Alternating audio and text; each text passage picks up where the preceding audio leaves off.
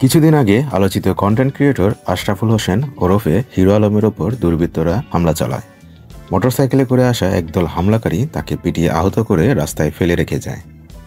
পরে স্থানীয়রা তাকে উদ্ধার করে হাসপাতালে ভর্তি করেন।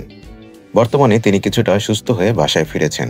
শনিবার হিরো আলম আফতাবনগরের ঘটনাস্থল পরিদর্শন করে এবং পরে থানায় গিয়ে হামলার ঘটনায় একটি মামলা দায়ের করেন। মামলায় তিনি কন্টেন্ট ক্রিয়েটর মিথিলাকে ১ নম্বর ও ম্যাক্স অভি ওরফে রিয়াজ অভিকে ৪ নম্বর আসামি হিসেবে উল্লেখ করেছেন। এছাড়া মিথিলার স্বামী চমন ও তার ভাইকে আসামির তালিকায় রাখা হয়েছে। হিরো আলম অভিযোগ করে বলেন, মিথিলা ও তার স্বামী আমাকে মারতে চায়।